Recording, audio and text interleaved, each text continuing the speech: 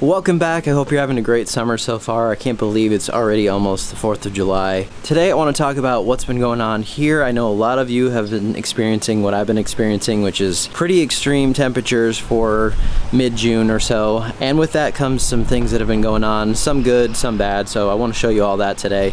We'll just start out at the back of the property outside the fence, work our way forward, and then we'll probably head out to Westbury and show you some things out there as well. So the first good thing was last night we got a half-inch of rain, and it hadn't rained for probably around 10 days to 2 weeks, somewhere around there. Even though it wasn't a lot of rain, it was definitely welcome. So outside the fence you'll see a yard here that looks like it's almost July and hasn't been irrigated and hasn't had a lot of care done to it. So that's pretty much this area back here.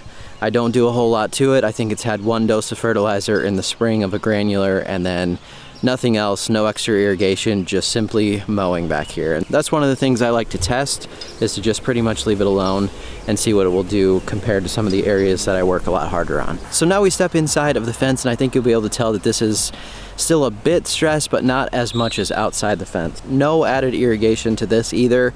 If you didn't watch my video on browning lawns and what's going on with that, those I just posted a few days ago, I mentioned that I was going to leave this to be more on the non-irrigated side this summer just to see how it does, and also that I feel like there's still quite a bit of bluegrass mixed into here from my earlier time when I really didn't want to do a full renovation and ended up doing a renovation, but it didn't go exactly as planned. The fescue is looking green, but I can tell that there's quite a bit of bluegrass still mixed into here because it just wants to go into that dormant stage a lot faster when you don't get water on it. The other thing about that fescue back here is that when we first got to the humid weather, it had some brown patch that was coming in, but sometimes it's hard to differentiate whether it's going brown because of that heat or drought stress or whether you have something else going on. So a more widespread brown look across almost everything is likely the heat.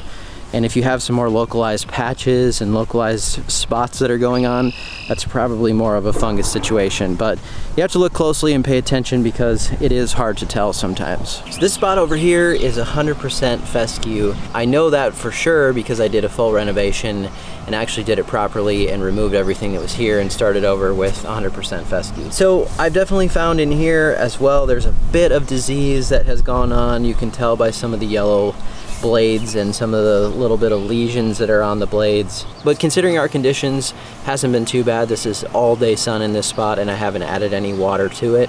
So it's doing pretty good considering that, and I'm also mowing this at 2 inches instead of 3 inches in the backyard. One thing that may or may not show on camera here too is you can see exactly in person where this tree starts to shade more of the lawn for the hottest part of the day, and then over here where it doesn't. So a lot drier over here, and then over here where it gets some afternoon shade from that tree, much greener. So now I move out to the front to the real mowed stuff, and every year I'm surprised how well this does, even when we get into that extreme heat. You know, everybody said to me at the beginning, oh, this is gonna be really hard to take care of once it gets hot. It's gonna be fine in the fall and the spring, but when it gets to the hot part, it's just gonna check out. And that has not been the case whatsoever. Now, of course, this is irrigated, but I'm only irrigating about 1/4 of an inch every other day or so. And also, since I have soil here that holds on to moisture, as long as it's pretty humid outside, I don't need a lot of irrigation on this to keep it green. My first year or so, maybe a little longer, when I was doing this, I was adding way too much water to this, and it just ended up biting me because I started having problems with fungus issues. That soil was never drying out, and so I actually learned that a lot less water was going to keep it green and was going to keep it looking good, and that's where we're at right now. Really amazing color on this right now. I'm more than thrilled with how it's looking considering the heat. For some reason, it seems like in the early spring, this ryegrass, although it should love the cold more than it does right now, it seems to be slightly more off color when it's cooler and wetter in the spring. Then as soon as I get into like right around the June time frame, this looks out of control dark, and I just love the way that it looks. So this is the area that I scalped, that I sand leveled a few weeks ago. I think we're on 3 weeks now since that's happened. It's filled in really nicely, looks good again. And I was a bit worried that I had done that right before that heat had come in, but it actually did just fine through all that. So no real extra irrigation added to this. It's just been running the same as the rest of this. Doesn't have a specific zone for this section, so it runs just like the other side yard, about 1/4 of an inch every other day for water. So this is my ryegrass that I planted over here. This was last fall. It seems like ages ago already, honestly. I can't believe that this is less than a year old and looks the way that it does. So thoroughly impressed with how that's turned out for a full renovation, and being less than a year old, getting right into the heat right now has not seemed to phase it whatsoever, as long as I'm keeping the right amount of water on it. Love how this is looking. I think it was a good test for me to know what I can kind of expect if I get back into something like this at our new place. Hopefully I'll have it looking about like this next summer. You might be wondering what the fertilizer program has been. So I've been doing equalizer every 2 weeks or so, and sometimes I'll add iron to that, or maybe an in-between app of iron or micronutrients that go down. Those are just very low rates of that, so around 3 ounces of greener or so is what I've been using as far as my iron goes. That's been helping out the color tremendously, making everything look nice and even and growing even, not getting any surges of growth. I'm very, very happy with that. A few broadleaf weeds here and there that I just spot sprayed with just a cheap, real low amount of spray that I needed on there just to control easy broadleaf stuff like that. But also seeing some crabgrass start to pop up now. Remember that I don't put any pre-emergent on this just because I haven't seemed to need to in the last few years. I haven't seen any major issues. This year I would say the crabgrass that is coming through is about the most I've ever seen, but it's still able to be handled pretty much by me just picking by hand here and there, just a few little plants, so nothing too major, nothing that I can't handle by hand. So here's what I've learned over the course of the last 3 or 4 years about this bluegrass versus the rye, since they're right next to each other. So the bluegrass has been doing a lot better in the early spring in terms of color. Just looks really good in that cooler weather, but for some reason as soon as it gets warmer, that tends to get darker and the bluegrass tends to get lighter. Treated the exact same way, same amount of fertilizer, everything, no differences there, same amount of water, everything, but that's what I've been seeing, and this hasn't been just a 1-year thing. It's been 3 seasons now that I've seen pretty much the exact same thing, so it's been interesting to watch in person and see it here side by side. You also see here a lot of these darker patches. I've been continuing to see more and more contamination from ryegrass over into this bluegrass. With how many times I've overseeded the ryegrass pretty much every season up on that front section, probably carrying it on my shoes or equipment or whatever, and it doesn't take a whole lot for that to get established. If you've ever seen it grow on driveways, cement, little bits of sand, it will pretty much grow in a lot of different places. So that's what's happened over here, and this gives you an idea of just how dark that stuff is compared to bluegrass right next to it here. And so that's also showed me a lot that these spots won't be that dark in the spring. All of a sudden, once we get to summer, these start to darken up, this starts to get a bit lighter. Also, I noticed out here again, same thing that happened last year on this bluegrass, is that there's a bit of damage happening to it just in spots, and this stuff will just completely be gone. So you can just pick out all that grass. Now I have grub preventative down, but I did dig in some of these areas and I did not see any grubs. The same thing that happened last year. So I think it may either be bill bugs or some other insect thing that's going on, because it doesn't seem to be affecting any of the ryegrass, and it only seems to be happening over here on the blue. And hopefully it doesn't spread too much, because last season it ended up spreading over to my side yard. So I'm gonna have to think about this, how I want to try to attack maybe controlling what might possibly be going on, or look for some more answers as to what might be going on. One final thing I'm sure someone is going to comment on, so I won't take too much time on this because I've explained it before, but I don't do my edging on the sidewalks or driveway when it gets super hot. The reason is that this turf is quite a bit higher than my cement, and I wish that it wasn't, but it just is.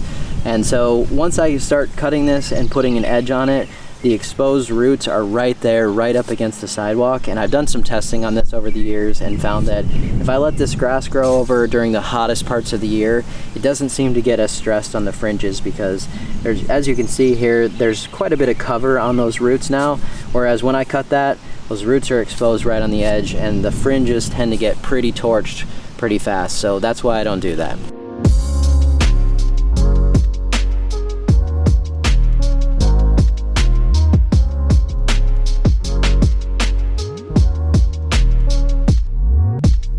Well, definitely more rain and washout. Well, no wonder that water washed all over the place. About 1.2 inches. Let's start out at the front of the property with the spring renovation. So this area out here was seeded, I think it was roughly about 8 weeks ago. A very typical situation of getting into the heat of summer a lot faster than I would really want to. But that's been a good test to see how it can handle this. And this was the 100% ryegrass. Overall, absolutely not perfect by any means, but I can't say that I'm too disappointed considering the weather that we've had. And also what we'll get into out here today is that the soil is very different out here. It's much more on the sandy side.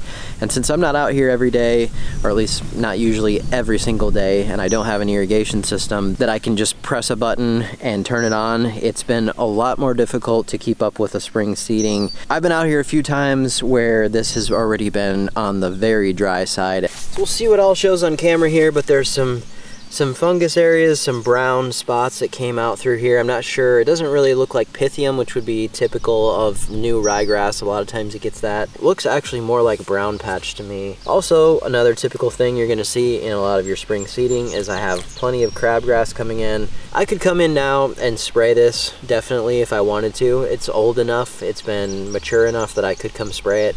But I've got so much other rough grass in here that I really need to make a decision on whether I want to do that or whether I'm going to need to sort of redo and re-reno part of this in the fall just to get rid of some of these rough grasses. I haven't made my mind up yet, but we'll see. But yes, if you had something that you're definitely wanting to keep, you know, you'll want to get on top of this crabgrass as soon as possible just so that it doesn't start to take over everything. I have a video on that I put out probably a month or so ago, if you want to check that out. Also, just quickly, in case you're wondering, the mowing height on this, I've been doing 1.5 inches. I'm going to talk about why it's been so low as we go look at some of the other ryegrass plots. Also, here's a good example of how much sand is in this soil here. Okay, so let's talk about these ryegrass plots. Now, what I've learned so far, if you take a bird's eye view of this, you're gonna say it doesn't really look too good, and you wouldn't be absolutely wrong with that. But if you get closer and you look and you inspect really what's going on and making it look so stressed out and so brown is all of these stalks that are in here. So many seed heads and so many stalks as we have this year. It's been really, really bad. So something happened with the way the weather was, the way that we had spring and all that the plant just wanted to go crazy. So what happens with that then is that those stalks start to die off and you'll have a lot of these just brown areas of the yard that look like they're really stressed out or look like they need water, or maybe you think there's another problem going on, but it's really just those stalks that are starting to die off and they're past that point of putting out seeds, but it really makes the rest of the yard look pretty bad. So yeah, you'll look down in here and you will see all of these things, and there's plenty of green down in here. You'll see that there's plenty of good plants too. Just pull one of these out of here. You know, you have plenty of green stuff going on, and honestly, I haven't watered this thing, so this is a non-irrigated plot as well. But the irrigated stuff doesn't really look any different. It is looking pretty much the same. What I've learned, why I said I've been cutting so low on that other section, is that I would not do this again where I cut this so tall. The taller that you get with the rye, the worse that the seed heads and the worse that those stalks are going to get. If you look at what's happening back home at 3/4 of an inch or even slightly below earlier this spring, you're cutting it a lot. You're telling the plant, stop doing all that reproductive stuff and let's get back to looking good. So this was my first time out here ever trying this with a much taller cut, and I just wouldn't do it again. I would bring this down probably more like 2 inches if I could, keep mowing it as consistent as I possibly could during that seed head stage, and try to tell the plant not to do that and to get away from so many of these stalks. All right, now let's talk about tall fescue. I've got 3 different scenarios going on here. This first one is straight tall fescue. Second one in is tall fescue with a small amount of bluegrass. And then beyond that, in that bigger section back there, I have another 100% tall fescue section that is non-irrigated. So this one has been watered, that one's been watered, and the one beyond there has not been watered. Overall, if you are wanting a taller cut lawn, then this thing is for you. And also, what I've been finding is that it's been doing much better than anything else as far as during those heat conditions, surviving with a lot less water. Either way, I think you're gonna be pretty happy. If you want a taller cut lawn, you want something that does better in the heat, doesn't need quite as much irrigation, that is what this is looking like right now. So then we come over to the bluegrass and the bluegrass rye. This has surprised me probably more than anything, just because of how poor it looked at the beginning of the season. I was thinking, ooh, I don't know, getting to the summertime, this might take till the next fall before it starts to look good. But once again, this is why I love to see this with my own eyes. And this is 100% bluegrass right here. Probably the best plot look-wise right now in terms of my opinion of what it looks like. Now, I think that if I had some ryegrass going out here cut low like I do at home, I would probably love that the most. But considering where this is at right now, fescue is great, but I'm still not really a tall cut guy. So this is being cut at 1.5 inches to 2 inches sometimes if it grows too fast. But it's hard for me to say right now how much water it requires extra than the fescue, just because I don't have a non-irrigated plot out here to test that. So I'll probably do that this fall, put in maybe a non-irrigated plot right over next to this and just see what it would do. But bluegrass typically needs some water, and you're just gonna have to know that going in. If that's okay with you and you're up for watering it a little more, then definitely you're gonna be happy with what you're seeing with that. The other thing that's been a challenge with that sandy soil is that I really need to be adding lower doses of fertilizer more often, like I'm doing back at home, honestly. More of that spoon feeding program that I've been doing, but since I'm not here as much, I'm trying to juggle everything going on, I haven't really been able to do as much of that low dose fertilizer as I would like to. So in the future, I think that there's no doubt that these are going to get better. They're going to look better once they mature more, and once I can get on a really consistent program with my fertilizer. This area out here, I planted with some tall fescue last fall. There was no irrigation on it. We didn't really end up getting much rain, and it came in really patchy and just didn't do very well. But I want to show you, since I've done nothing to it, what it looks like right now in a few spots. So, as I said, very patchy. These are probably, you know, single plants here, this one. So they'll look very clumpy if you don't get it thick. But I've just let this be this whole year. I've only mowed it probably 2 or 3 times out in this section. There's plenty of weeds out here too, and just various grasses, but it looks very green and very good, honestly, considering I've done nothing. No fertilizer, no water to it except when it's rained. And that's proven to me that if there's some other areas of our property going forward that I want something that's going to be pretty minimal maintenance to it, then this is a really good option for something like that.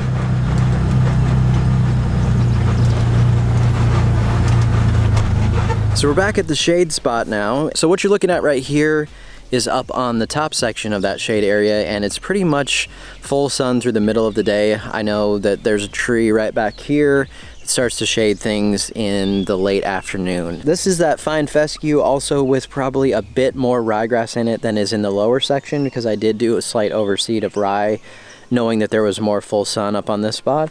But I'm mowing this at 2 inches, have been the whole year.